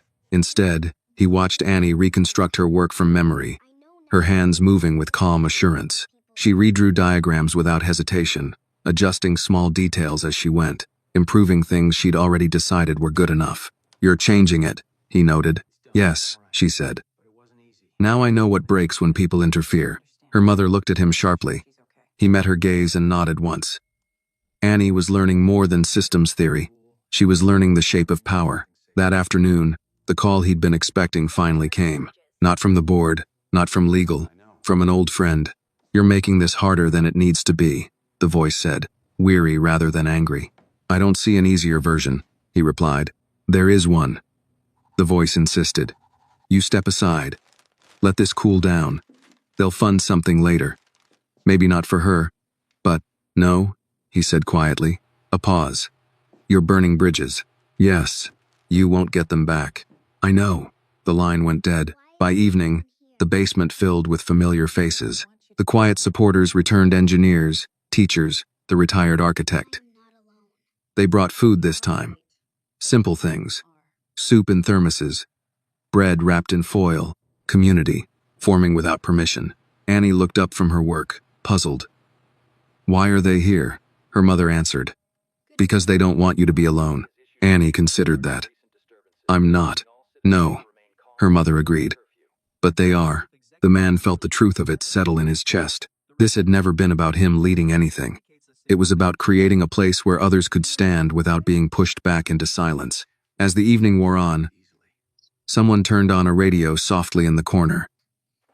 An old news program played. The voices steady, authoritative. Sources indicate the former CEO's actions may have crossed ethical boundaries. Annie frowned. "They keep saying former." "Yes," he said. "Are you?" He smiled faintly. "Titles are easy to remove. 2 minus a vide." She thought about that. "Is that why they use them so much?" He laughed softly, then stopped. "Yes, probably." Later, when the others had gone and Annie was packing up, her mother pulled him aside. "They asked me again today," she said quietly. "Who?" "Child Services. They want another meeting." His jaw tightened. "Did they say why?" "They don't have to," she replied. "They just need to say they're concerned." He nodded slowly. "I won't let them take her." Her mother held his gaze. "I know. But understand this, if they push hard enough, I'll have to make choices you don't like. I won't judge you for that," he said. "Ever." She exhaled, some of the tension leaving her shoulders. "Good." That night, after Annie fell asleep on a folding chair with her notebook still open on her lap, he sat alone in the quiet basement, the radio now silent. He checked his phone at last. Dozens of messages, some hostile, some pleading, a few unexpected ones from people he'd never met. One message stood out. "I saw what you did. They did this to my daughter too. Thank you for not pretending it's complicated." He stared at the words for a long time. The system had wanted to isolate him, to frame this as an anomaly, a rogue actor, a single story that could be corrected. It was failing, because stories, once shared, had a way of finding each other. In the early hours of the morning, he made another decision. This one quieter than the first statement, but no less consequential. He sent messages to a handful of people, journalists known not for speed, but for patience, for listening. No spin, no exclusives, just an offer. "If you want to understand how systems fail the unseen, come listen." He put the phone away and looked over at Annie, her face relaxed in sleep, one hand still gripping her pencil. The system could question him, investigate him, strip him of every title he'd ever earned, but it could not undo what had already happened. A child had been seen, and once seen, she could never be unseen again. The journalists arrived separately. No cameras, no entourage. Just notebooks, worn backpacks, and the cautious posture of people who had learned the cost of asking the wrong questions too loudly.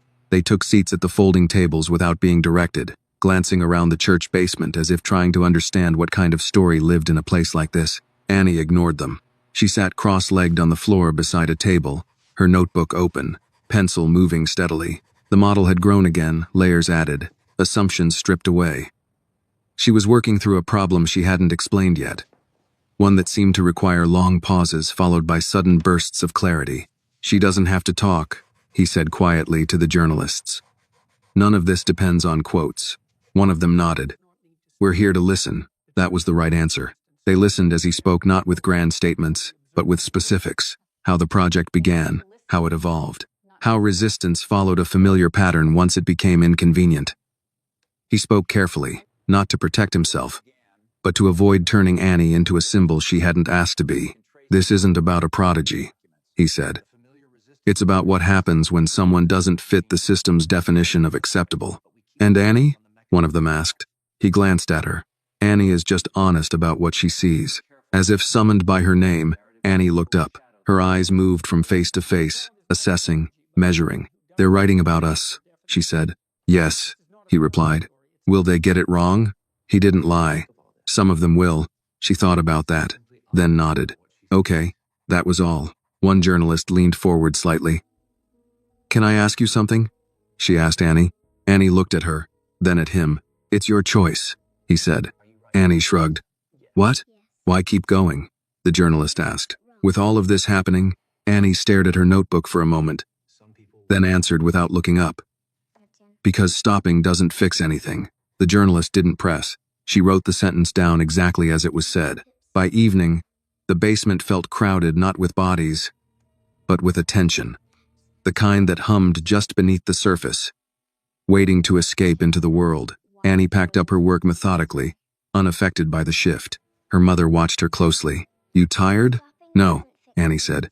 "Just done for today." They left together, Annie holding her notebook tight against her chest. The man stayed behind, speaking quietly with the journalists, clarifying timelines, correcting assumptions before they could harden into narrative. When the last one left, he locked the basement door and stood alone in the quiet. The story would break soon, not as a spectacle, but as a slow burn. The kind that didn't disappear after a day's outrage. He knew the system's next move would be swift and precise. He didn't have to wait long. The injunction escalated overnight. By morning, it was no longer about the warehouse. It was about him. Breach of fiduciary duty. Endangerment. Failure to disclose conflicts of interest. Each allegation carefully worded, technically defensible, morally hollow. His lawyer called before he'd finished his coffee. "They're moving fast," she said. "Faster than I expected. That means they're nervous." It means they're angry." He smiled faintly. "Same thing. They want you to disavow everything," she continued. "Publicly. Today. And if I don't, they'll file." He looked out the window at the city, the familiar skyline now feeling like a different country. "Then they'll file." He hung up and drove to the basement. Annie was already there, sitting with her mother at one of the tables. She looked up as he entered. "They're louder today," she said. "Yes. Oh, does that mean it's working?" He considered the question. "It means they feel seen." She nodded, satisfied. Her mother pulled him aside. They called again. "I know. They're talking about removing Annie temporarily, until things stabilize." His chest tightened. "Did they say when?" "No," she said. "That's the point." He lowered his voice. "If it comes to that, if you decide to step back, I'll support you." She looked at him sharply. "You think I don't know that? I want you to hear it anyway." She exhaled slowly. "Good. Because they don't scare me. But I won't let her be a battleground.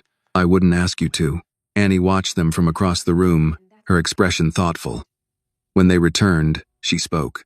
"They want to separate us," she said. Her mother stiffened. "Annie." "It's okay," Annie continued. "I know what that means." "What does it mean?" he asked gently. "It means they can't fix the problem," she said. "So they're trying to move it." The simplicity of it struck him harder than any legal threat. That afternoon, the first long-form article went live. It wasn't kind. It wasn't cruel. It was accurate. It traced the pattern how systems elevated certain kinds of talent while dismissing others. How risk was framed as responsibility only when it came from the margins. Annie was mentioned only briefly, carefully anonymized. Her work described without embellishment. The focus was the response. The piece ended with a single question posed by an unnamed engineer. If this is how we treat what we don't understand, what else have we already lost? By nightfall, the article had spread beyond the usual circles. Comments multiplied. Messages poured in. Some supportive, some hostile, many frightened. Annie didn't read any of them. She sat at the table, sketching a new idea. "This one doesn't need permission," she said, tapping the page. He smiled. "Neither do you." She shook her head. I still need protection. Yes, he said quietly. You do. And that was the truth no statement could soften. The system would not stop pushing. It would escalate until something broke him. Her mother, or the fragile space they'd carved out together. But something else was happening too. The system was being watched, not just by journalists or critics, but by people who recognized themselves in the pattern. People who had learned, the hard way, what it meant to be quietly erased. As he locked up the basement that night, he understood the next phase would be the hardest. Not resistance. Endurance. The injunction was filed at noon. By 1, it was public. By 2, it had a name. Former CEO faces legal action over unauthorized project involving minor. The headline spread fast, cleanly packaged for outrage and certainty. It framed the story the way systems always preferred. One man, one mistake, one boundary crossed. Simple. Contained. Wrong. He read it once on his phone while sitting alone in the church basement, then set the device face down on the table. Annie was at the far end of the room, working quietly, unaware of the precise moment the system decided to escalate from pressure to punishment. Her mother arrived 10 minutes later, her face pale but controlled. They filed, she said. Yes. They're asking for an emergency hearing. Yes. They want a temporary order, she continued, voice steady through effort. No contact, no access. They're saying Annie needs distance until this is resolved. When placed, the room seemed to tighten around them. Annie looked up slowly. Distance from what? Her mother closed her eyes for a brief second, then opened them again. From him, she said gently. From the work. From all of this. Annie didn't speak right away. She stood, walked over to the table, and placed her notebook down carefully, aligning it with the edge. She looked from her mother to him, then back again. They think this is about him, she said. Yes, he replied quietly. It's not, Annie said. Her mother knelt in front of her, hands on Annie's shoulders. Baby, listen to me. This doesn't mean you did anything wrong. I know, Annie said. They just don't know where the problem is. Her mother swallowed hard.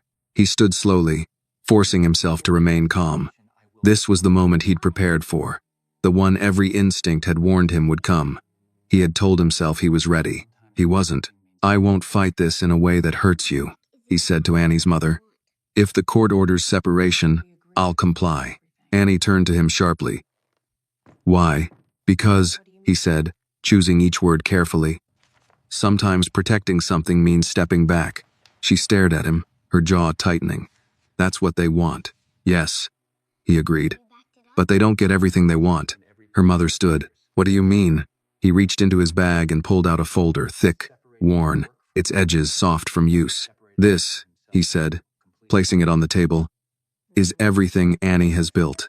Every iteration, every explanation, every decision documented in her own words. Annie frowned. You said it was backed up. It is, he said. Everywhere that matters. Her mother understood before Annie did. Her eyes widened slightly. You're separating the work from the space, she said. And from me, he added, completely. Annie crossed her arms. They'll still try to take it. He shook his head. No. They'll try to dismiss it. She tilted her head. That's worse. Only if no one else sees it, he said. By late afternoon, the basement was full, not with journalists this time, but with witnesses. Engineers, academics, educators, a few lawyers who'd arrived quietly and stayed even quieter. He didn't address them as a group. He didn't need to. He invited Annie to speak if she wanted. She shook her head. They won't listen to me yet. When will they? Someone asked softly. When it costs them not to, she replied. Instead, he spoke not defensively, not angrily, but plainly. He explained the injunction, the allegations, the timeline. He did not ask for sympathy. He asked for attention. This will be framed as misconduct, he said. That's intentional. It shifts the conversation away from what Annie built and onto who I am. ABS. And what do you want us to do? One woman asked. Nothing loud, he replied. Nothing reactionary. He gestured to Annie's work laid out on the table. Just understand this. Learn it. Share it with people who know what they're looking at. Annie watched them closely as they leaned in, reading her notes, tracing diagrams, asking careful questions she answered without hesitation. They weren't evaluating her. They were learning from her. That evening, the call came from his lawyer. "They're pushing hard," she said. "If you fight this publicly, it gets ugly fast. And if I don't, they'll still come for you," she replied. But slower. He looked across the room at Annie, now explaining redundancy to a professor who looked genuinely humbled. "Then slower is fine," he said. He hung up and walked over to Annie. "They're going to say we can't see each other for a while," he told her. She nodded. "I know. It doesn't change anything that matters," he added. She considered that, then reached into her bag and handed him a folded page. "What's this?" he asked. "My notes," she said. "The part I didn't want to forget." He unfolded it. At the top, in careful block letters, she had written, "Systems fail when they confuse control with stability." His throat tightened. "You don't need me for this," she said. He looked at her, really looked at her, and understood something with painful clarity. She was right. He wasn't the center of this anymore. He had been the interruption, the catalyst, the inconvenience the system couldn't ignore. Now, he was becoming the distraction. "That's good," he said softly. "That's exactly how it should be." When they left the basement that night, they did so separately. Annie and her mother walked one way. He walked another. No cameras followed him. No applause marked the moment. Just the quiet certainty that something irreversible had crossed a threshold. The system would get its separation. What it wouldn't get was silence. The hearing room was smaller than he expected. No grand bench, no flags.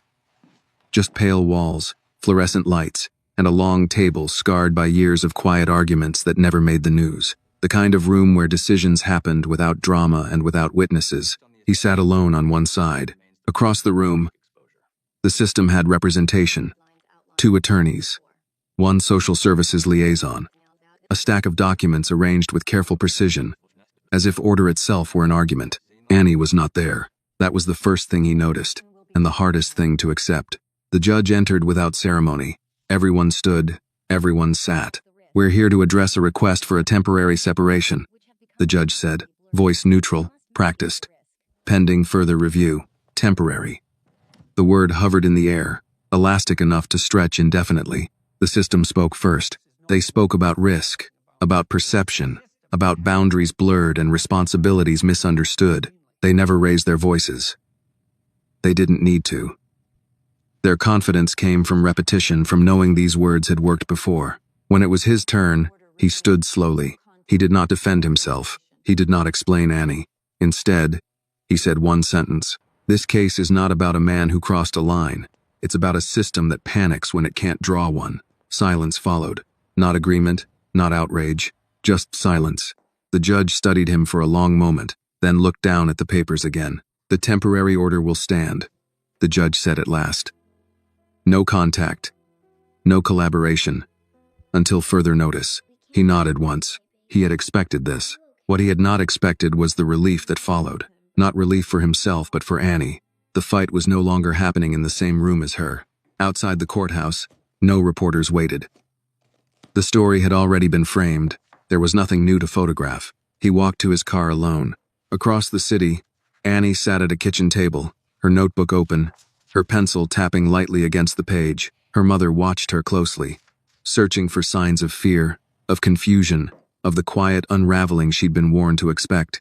Instead, Annie was calm. "They said we can't see him," her mother said carefully. "Yes," Annie replied. "Are you okay?" Annie thought for a moment.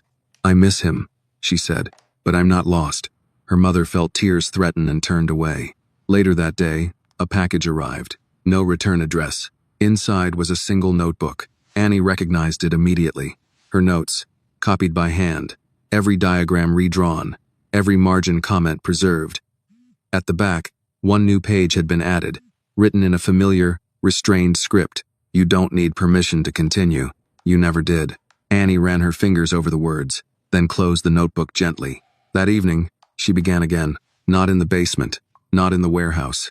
At the kitchen table, under a flickering light, with the hum of the refrigerator in the background, she rebuilt her model piece by piece, adjusting it to account for something new.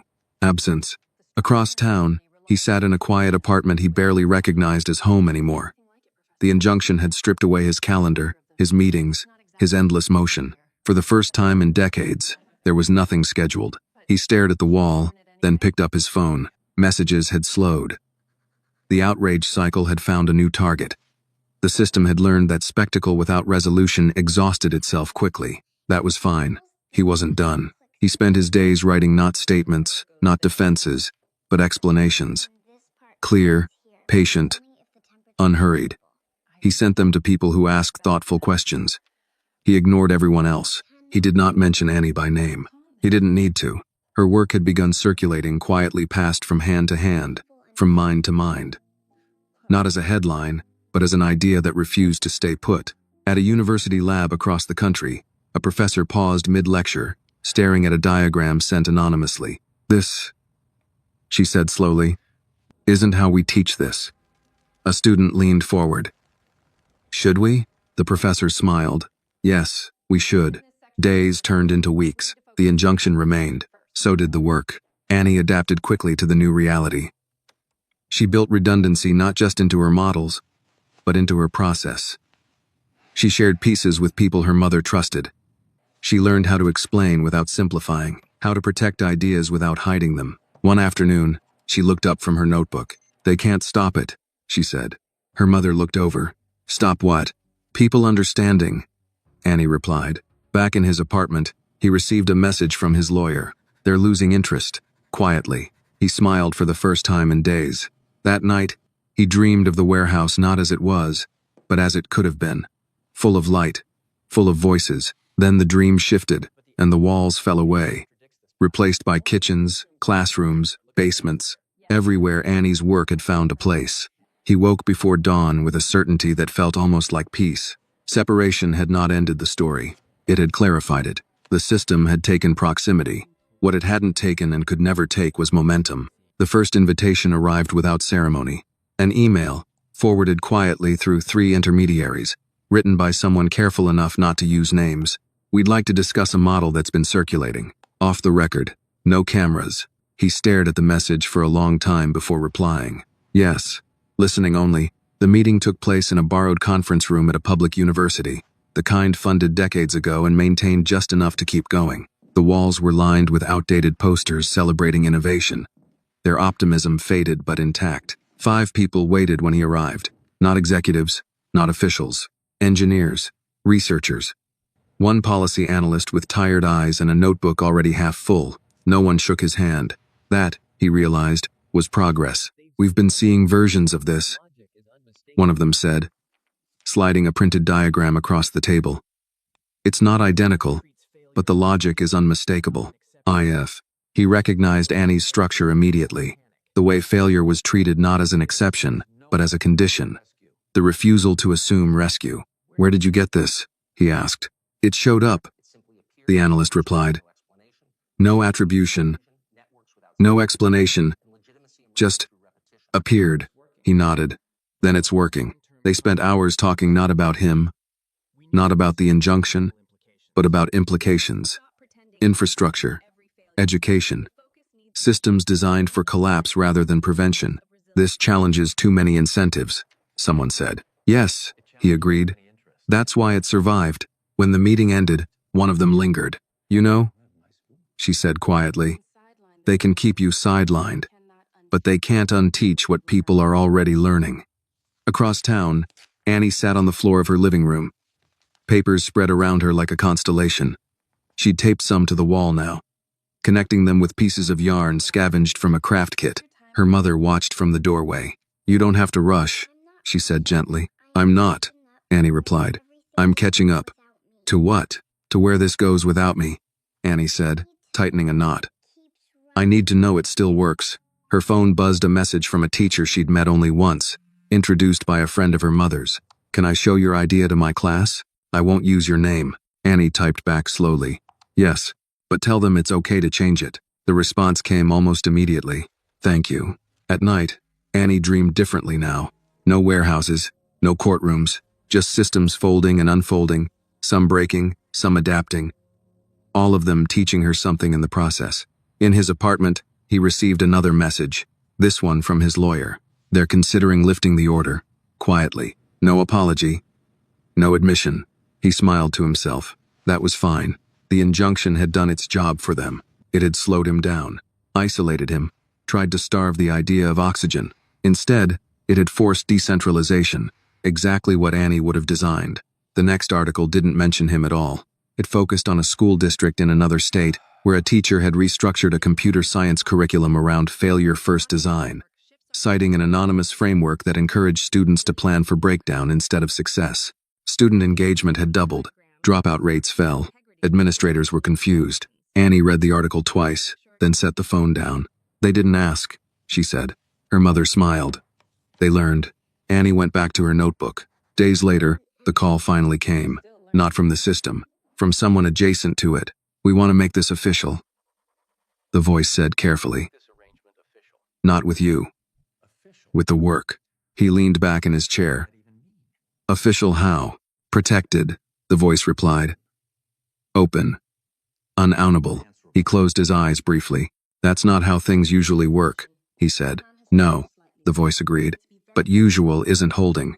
When he told Annie through her mother, through careful channels that respected the order she didn't celebrate, she asked one question. "Can they change it?" "No," her mother said. "Not without everyone seeing." Annie nodded. "Then it's okay." The injunction was lifted a week later. No statement, no acknowledgement, just a notice that the matter was resolved. He didn't rush to see her. He waited, because this time, it mattered who crossed the distance. Annie came to him. They met in a public library. Sunlight pouring through tall windows. People moving quietly between shelves.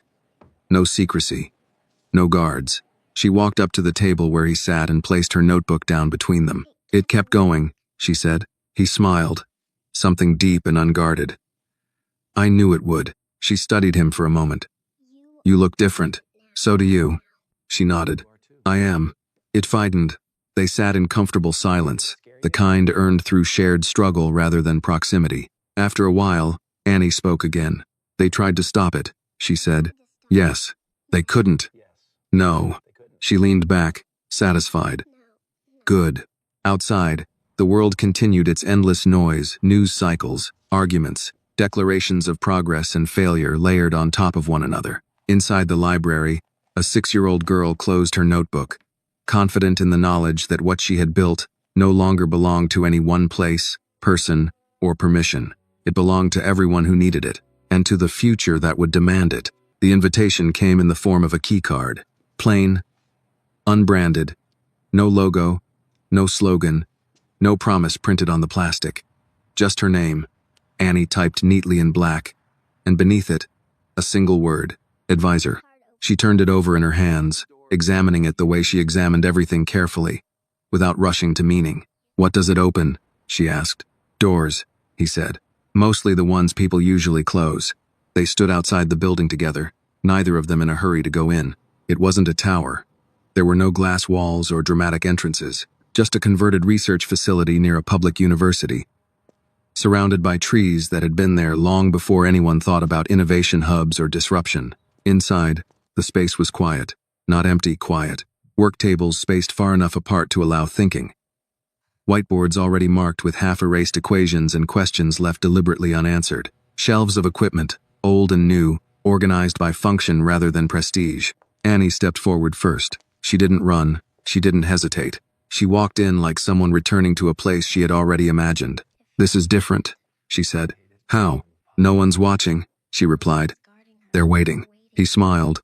That was the idea. People noticed her quickly, but not the way people used to. No gasps, no disbelief, no quiet calculations about optics or headlines. Just curiosity, respect. The kind that asked questions instead of offering conclusions. One of the researchers approached slowly, knelt to her level without condescension. "We've been studying your framework," she said. "We changed parts of it." Annie tilted her head. "Did it break?" "No," the woman replied. "It got better." Annie nodded, satisfied. "That's allowed." In the weeks that followed, Annie settled into a rhythm that surprised no one who truly paid attention. Mornings spent sketching ideas on paper before touching a screen. Afternoons testing assumptions with people twice her age who had learned, finally, how to listen. She wasn't treated as a mascot. She wasn't shielded, but she was protected. When interviews were requested, they were declined. When offers came, they were filtered. Her mother remained present, always. not as a barrier, but as an anchor. And slowly, the noise faded. The system moved on, as systems always did, found other fires to contain, other stories to simplify, other people to elevate or erase. But something had changed beneath the surface. Curriculums shifted. Quietly, language changed. Words like resilience and redundancy appeared where efficiency once stood alone. Questions were asked earlier. Warnings taken more seriously. Not everywhere, but enough. One afternoon, Annie sat alone in the lab, legs tucked beneath her on a rolling chair, staring at a simulation looping on her screen. It wasn't failing. It wasn't succeeding either. It was holding. He watched from across the room, careful not to interrupt. After a long while, she spoke. "They still think it's about control." "Yes," he said. "They think if they label it, they own it." "Yes." She leaned back. "They don't." "No," he agreed. "They never did." She looked at him then. Really looked at him, with the clarity that made adults uneasy. "You didn't save me," she said. He smiled gently. "I know. Rate died. You just didn't look away. That was the hardest part," he said. She considered that. "It shouldn't be." "No," he said softly. "It shouldn't." That evening, as the lab emptied and the sun dipped low, Annie packed her things carefully. The keycard went into her pocket, the notebook into her bag. At the door, she paused. "They'll try again," she said. "Yes, maybe not to stop this," she added, "but to take credit for it." He laughed quietly. "That's almost worse. I have to us." She smiled a small, knowing smile. "It won't work." "Why not?" "Because this doesn't belong to them," she said. "And it doesn't belong to you." He nodded. "Exactly." Outside, the lights in the building flickered on one by one. Not dramatic, not symbolic, just practical, necessary. Annie walked down the steps, her mother waiting for her at the bottom. They spoke softly, about dinner, about homework, about ordinary things that mattered more than headlines ever could. He watched them go, a familiar quiet settling in his chest. Years from now, people would argue about when things changed. They would point to policies, to programs, to carefully footnoted papers. They would miss the truth entirely. Change had begun on a cracked sidewalk, with a child who refused to accept that broken meant worthless, with a system that panicked when it was finally seen, and with a choice simple, uncomfortable, and irreversible to stay and look. As he turned off the lab lights and locked the door behind him, he understood the final lesson Annie had taught him, without ever trying to. Justice was rarely loud, progress was rarely neat, and the most powerful thing you could do, in a world built on turning away, was to see and act as if what you saw mattered, because sometimes, that was enough to change everything. The story reminds us that true justice and progress rarely arrive with noise or permission. Talent, dignity, and truth do not belong to systems, titles, or those in power. They exist quietly, often where society chooses not to look. The greatest moral failure is not making the wrong decision, but looking away when confronted with what is right. Sometimes, the most powerful act is simply to see what others ignore, to protect what is fragile, and to act with integrity even when the cost is high. Real change begins not with control, but with courage, attention, and the refusal to turn away. This video is a work of fiction created with the assistance of artificial intelligence. All characters, events, and situations are not real and do not represent any actual people or true stories. The content is intended for storytelling and emotional illustration only.